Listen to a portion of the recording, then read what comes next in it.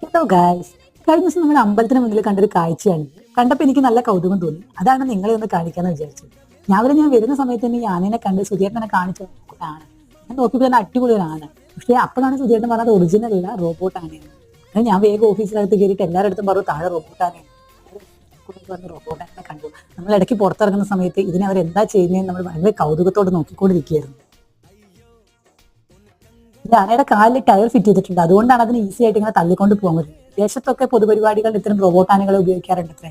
നമ്മുടെ നാട്ടിൽ പക്ഷെ ഞാൻ ആദ്യമായിട്ടാണ് കാണുന്നത്. അപ്പൊ ഞാനിങ്ങനെ മനസ്സിലാലോചിച്ചപ്പോൾ എനിക്ക് തോന്നി, റീസെന്റ് ആയിട്ട് ആനനെ ഉപയോഗിച്ചിട്ടുള്ള പരിപാടിയിൽ ആന ഇടഞ്ഞിട്ടും ആളുകൾ ഉപദ്രവിച്ചിട്ടൊക്കെ ഒരുപാട് സീൻ നമ്മൾ കേട്ടു. കോടതിയിലാണെങ്കിലും കേസ് നടക്കുന്നുണ്ട് പൊതുപരിപാടികളിൽ ആനനെ പങ്കെടുപ്പിക്കണമെന്നുള്ള രീതിയിൽ. അപ്പൊ എന്തുകൊണ്ടും ഒറിജിനൽ ആനകൾക്കുള്ള ഉചിതമായ ഒരു റീപ്ലേസ്മെന്റ് ആണ് ഇത്തരം റോബോട്ട് ആനകളെ. കാരണം നല്ല ഭംഗിയുണ്ട് കാണാനും, ഒറിജിനൽ ആയിട്ട് തോന്നുകയും ചെയ്യും. ഇടയ്ക്ക് ഇങ്ങനെ തുമ്പിക്കൈ ആട്ടവും പിന്നെ ചെവിയാട്ടവും ഒക്കെ ചെയ്യുന്നുണ്ട്. ആർക്കും ആണെങ്കിലും വലിയ ഉപദ്രവവും ഇല്ല. നിനക്കെന്ത് തോന്നുന്നു?